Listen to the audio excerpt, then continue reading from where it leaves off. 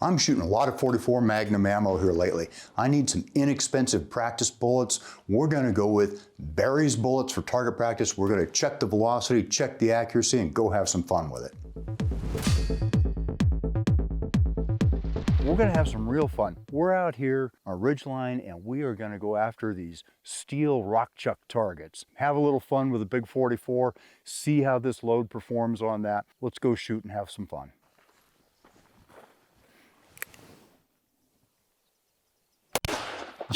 I knew that was going to miss.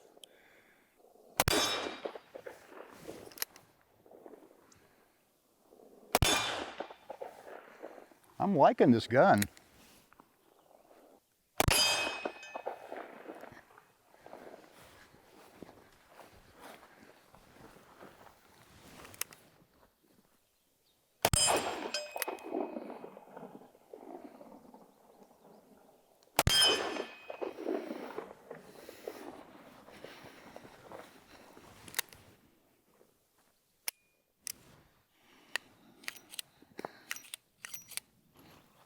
Yeah, I got all kinds of stuff in my pocket. And this, folks, is why they invented the double-action revolver that you can load in a hurry. Okay. Meanwhile, back to the rock chucks.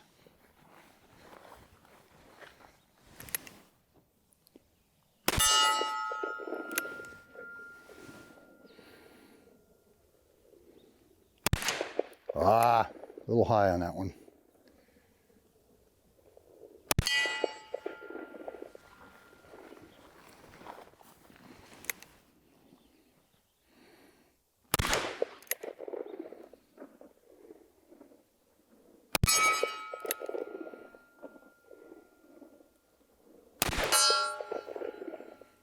I think we got them. Had to do 2 shots on a couple, but yeah, the load is nice. This is that 9 grains of tight group for about 1,100 feet per second with that 240 grain berries. Very nice shooting load. The big heavy revolver like this, it's pretty comfortable to shoot. I mean, you know you're shooting a 44, you know you're shooting something with power, but it is a lot of fun and does not beat you up. I kind of like that. That is going to become my standard practice load. You bet. Guy Miner here from UltimateReloader.com. That was a ton of fun. 44 Magnum. A lot of you probably already know this. It came out in 1955 after Elmer Keith had been badgering the ammo companies and the revolver companies to make something more powerful 44. He'd been trying, it finally comes out in 55 and he got pretty much what he wanted. He may have even gotten more than he wanted. I started in with a 44 in the 80s. I bought my first one, which was also a Ruger Super Blackhawk, blued steel and didn't have any scope or anything on it. And I've shot several of, I think this is the 6th one I've owned over the years. At any rate, they're pretty doggone cool. Let's take a look at how to load some of this inexpensive practice ammo. This budget-oriented copper-plated bullet is an alternative to lead or jacketed bullets. It works in 44 specials, 44 magnums. It's available in quantities of 200 or 500. This bullet was intended for target practice. It was never intended to be a hunting bullet. Good to keep that in mind. Velocity limits. Some people think that copper-plated bullets can't be pushed very hard. This one has got a maximum velocity of 1,850 feet per second. Push it past that and you're going to get started getting to some problems of maybe the copper stripping off the bullet, getting you some fouling in your barrel and the bullet not performing properly. 1,850, I'm not going to be able to do that with my revolver. It could be done with a 20-inch lever action carbine in 44. So I like the idea of it being useful for either rifles or handguns. For load data, go ahead and select anything that's either lead or jacketed bullet data for a 240 grain bullet. And just remember to start low and work up to your desired power level. Be careful crimping copper bullets. That plate, it's called thick plate, but it's still not as thick as a jacketed bullet. So you want to make sure you don't break the copper plating. You do that and you start exposing the lead and the bullet doesn't work as intended. This is a really cost-effective bullet. It comes in at around 21 cents a piece, whereas most of the jacketed competitor bullets are around 40 cents a piece. You can find bargains. That's looking pretty good though, cutting your bullet cost in half. 240 grains is the standard, most popular bullet weight in .44 caliber, be it the .44 Special or the .44 Magnum. It's nice that this one's also a 240. This should work great in any revolver, .44 Special, .44 Magnum, and if loaded to the proper length, should work well in lever action carbines as well. I learned a long time ago the value of having 2 different loads at least for your .44 Magnum. One, full bore, let's get it on, high velocity, smashing power, and the other one that's a lot gentler on both the gun and the shooter. Okay, so we loaded 2 different loads, and I chose 2 different powders, well-known powders, to do that with. H110, that's my answer. Yeah, you can use little guns. Some of the others are pretty doggone good too. But H110 has been my answer for a top velocity, Magnum power, 44 load or 357 load, but 44 load for a long time, for decades. It just works really well. Fireball, recoil, muzzle velocity, it's got it all, and we're going to take a look at how that one performs. It's a slow burning powder and kind of a narrow window. If you take a look at Hodgdon's data, you have about a grain for a 240 grain bullet, 23 to 24 grains. Keep it in there. They specifically recommend you don't drop the H110 down very low. It's not going to perform much lower than that. You can actually get a dangerous situation. And believe me, I don't want to load much above that either because, oh my goodness, it makes some power. Tight group, I didn't even know much about tight group until a few months ago. We started working with it here, and I loaded some in 45 Colt and 45 ACP and 44 Magnum, and we're getting these nice tight SD and ES figures, and I go, that looks pretty good. So tight group wound up being the powder we chose for more mild practice loads. Worked out pretty well, and we'll tell you more about that in a minute. We did a chronograph test, we did accuracy testing, and we did some steel target practice with these loads we built. It was fun, all of it. So I picked up a new to me, about 20-year-old Ruger Super Blackhawk Bisley Hunter, big long name. It's this, okay? Great gun, single action, it's made for hunting, has good adjustable rear sight, has an easily replaceable front sight so you can change it out for lots of different kinds of patterns if you want something different up there. It comes optics ready. Even this 20-year-old gun came optics ready. The new ones come with the Ruger rings, and there's dovetails milled into the vent on top, or onto the rib on top of the barrel. So it's pretty easy to scope these, and the Ultra Dot, the Gen 2 Ultra Dot 30 millimeter fits right in between those 2 rings like it was made for it. Interesting. Has a 7.5-inch barrel, so we can get good velocity, and it weighs 52 ounces. Now that's a lot to carry around with you, but when you're torching off full strength 44 Magnum loads, it feels pretty good in hand because that weight is absorbing some of the recoil.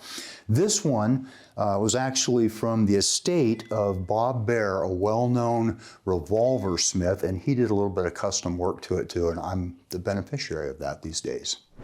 So I built all the hand loads on one of my favorite presses, and that is this big Lyman 8-station turret press. It's a great press. Check it out. We've done a video on it.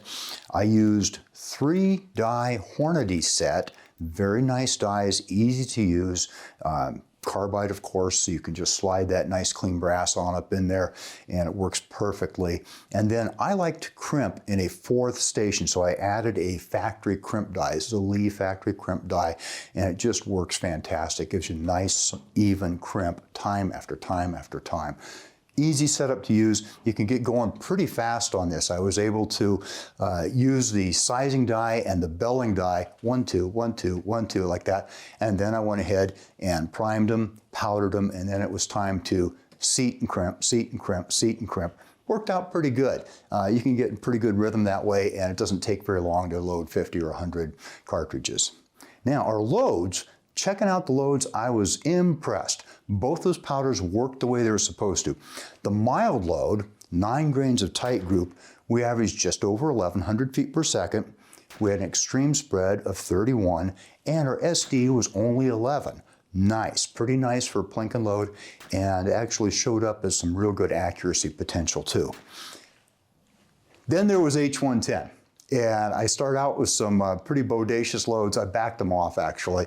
Backed them down to 23.5 grains of H110, which is still a stout load, 1,330 feet per second. Now, that's only 200 feet per second more, roughly, than the mild load, but the difference to the shooter is noticeable, okay?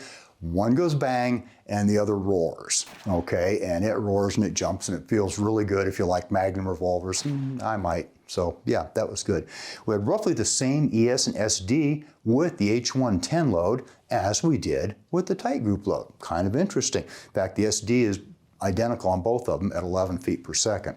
I am very happy with these. Worth noting that I used a standard primer on the tight group, and I used a Magnum primer on the H110. So I went to check for accuracy. I got to admit, this thing kind of humbled me a little bit. It's been a while since I did a lot of shooting with a 44 Magnum, and trying to get used to the single action and trying to get used to the red dot and trying to get used to the new loads and all that. It was like, alrighty then, this is not what my forte it's going to be. What was good was at 15 and 25 yards when I'm shooting and sighting this thing in and all, I'm starting to see some really nice tight clusters. And that's good. That's showing me that the bullet is good, the gun is good. It's me that needs some practice, which makes the Berry's bullets a really good idea because I can get a whole bunch of them for not a whole lot of money. I can do a lot of shooting with this. That'll be good. Where I really need to work on, though, is my longer range accuracy. It's been a long time since I did much 44 shooting out at range. So at 50 yards, I was okay. I was getting a group I could cover with the palm of my hand. Fair enough. Okay, that's okay. Not great, but okay. And it shows promise. 100 yards, I almost don't want to mention that. Okay, I did not do the Berry's bullets any justice, so I need to practice some more, and I will do so. So speaking of needing a lot of practice to get good with the 44 again, let's take a look at the cost of the hand-loaded ammo. You all know 44 Magnum ammo is expensive. I came up with a total of 63 cents a round, including the price of the new brass. If I get rid of the new brass because I'm loading it again and again and again, and by the way, straight case revolver cartridge cases last a long time.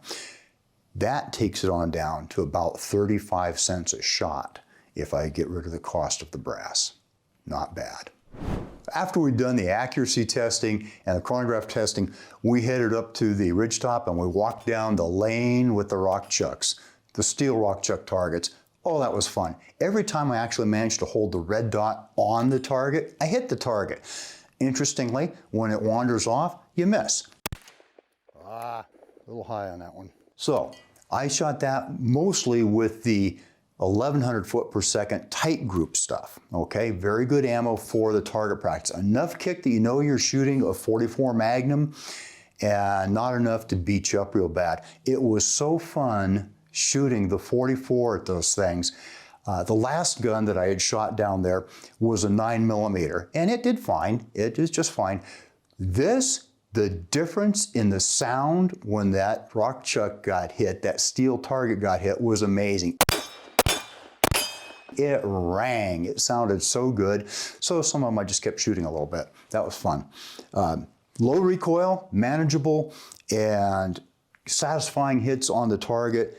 So much fun, and everything worked good. It was exactly what I was looking for in a practice load. So in conclusion, what are these Berry's bullets really all about? They're all about exactly what they're intended for. They are a practice bullet, a target bullet. They're an inexpensive bullet. They are an accurate bullet. They are versatile. They're going to work in all kinds of different revolvers. They're going to work in your lever action carbines that are 44 caliber. They're going to save you money. Can we really save money reloading? We can sure shoot more for the same amount of money. I know that, and that's kind of what I'm looking for. I need to do a lot more shooting to get good with this, so I'm going to be burning up some Berry's, no doubt about it. Is it accurate enough for serious practice? From what I've seen, yes, and I'll caveat that with, I need some serious practice. What I want to know is, are you using Barry's bullets for your .44 Magnum or some other big handgun? Using that for your target practice? How's that working out for you? If you're not using Barry's, what are you using and how's that working out for you? Drop a comment and we'll have a discussion. That means it's time to wrap this up. I hope you enjoyed this video. Don't forget to like and subscribe. Also, we're on Facebook, YouTube, Rumble, where we've got unrestricted content, and Instagram. Make sure to follow us on all those channels. Ultimate Reloader also has a commercial solutions division serving law enforcement, the military, and the gun industry. We have some unique capabilities, including a comprehensive suite of recoil testing and evaluation capabilities, trigger profiling, and more. If you're interested in custom rifles like what we build here on the channel or gunsmithing services, you're going to want to go to rifles.ultimatereloader.com and get on the wait list. If you want to learn lucrative gunsmithing like what I show here on the channel, including building custom rifles and Cerakote plus a whole bunch more, you're going to want to check out the Colorado School of Trades, schooloftrades.edu. Thanks again for watching.